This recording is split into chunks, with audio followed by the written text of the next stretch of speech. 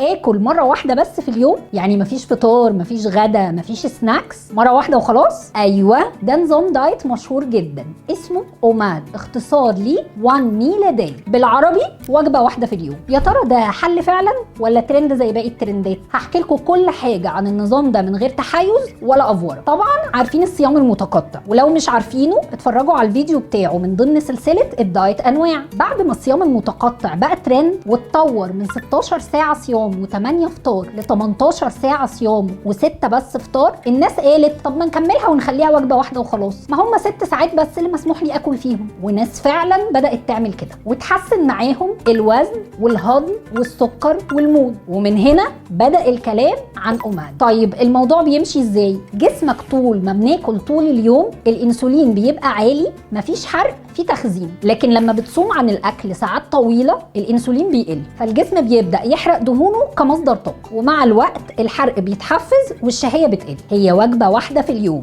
بس لازم تاكل فيها كل احتياجاتك، يعني مش تاكل اي حاجه وخلاص. لازم الوجبه بتاعت دايت الاوماد يكون ليها تركيبه كده كامله متكامله، يعني بروتين كفايه كميه محترمه، ويفضل يكون حيواني علشان هو قيمته اعلى وامتصاصه احسن من النباتي. خضار جنب البروتين، لازم الياف علشان ما نشتكيش من الامساك، وكمان جسمنا ياخد الفيتامينات اللي محتاجها. دهون صحيه شبع وطاقه تكمل معانا، ونشويات معقوله مش كتير قوي، وباقي اليوم هتبطل اكل تمام. وممكن تاخد ميه، اعشاب، قهوه من غير سكر، وممكن كمان شويه الكترولايتس صوديوم مغنيسيوم في شكل مكملات علشان تحافظ على مستويات الطاقه وما يجيلكش دوخه او هبوط. طيب الاوماد بيشتغل حلو مع مين؟ الناس اللي عندها مقاومه انسولين، الناس اللي بتزهق من الاكل الكتير طول اليوم، الناس اللي مشغوله قوي ومفيش وقت في يومهم ياكلوا الا بعد الشغل، الناس اللي بيحبوا يبقوا خفاف قوي طول اليوم علشان مطلوب منهم تركيز عالي قوي في شغله، وطبعا لازم يكون عندهم قوه تحمل ويقدروا يتحكموا في يومهم كويس. بس طبعا مش مناسب للحوامل والمرضعات، الناس اللي عندها سكر لانهم وارد يتعبوا، اي حد بيعاني من اضطرابات نفسيه مع الاكل، ولو حد بيتمرن تمرين عالي لازم يكون حريص جدا انه يكمل احتياجاته. وطبعا لازم اقول لكم على شويه غلطات ممكن تبوظ لكم الدنيا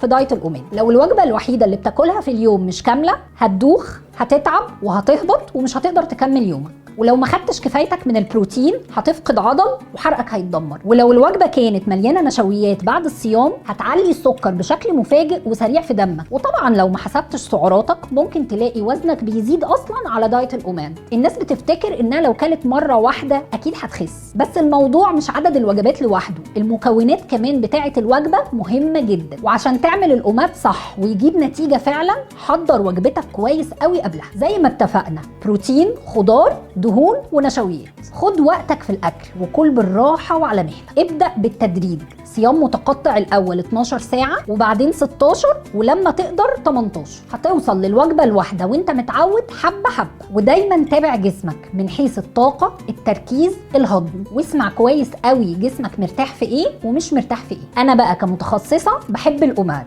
بس للشخص اللي يليق عليه وعلى تفاصيل حياته وايقاع يومه. بشوفه اداء الحقيقه قويه جدا لو الحاله هتقدر عليه. ممكن ينفع لفتره معينه نوصل بيها لهدفنا، بس مش لازم يتعاش بيها سنين. دايت الاوماد مش سحر ومش نظام مستحيل، هو نظام بيمشي مع ناس وبيتعب ناس، ولو اتعمل لازم يتعمل بعقل وبوعي وبتدريج. ودايما تتاكد انك بتشتغل لجسمك مش ضده. وطالما وصلت لاخر الفيديو يبقى الهديه بتاعتك مستنيه. هتنزل على الشاشه دلوقتي وجبات اوماد تكفي اسبوع، متقسمين على 3 مجموعات علشان تناسب كل الاوزان. تقدر تطبقها وهتلاقي نتيجه حلوه لو التزمت بكل اللي اتكلمنا عنه في الفيديو.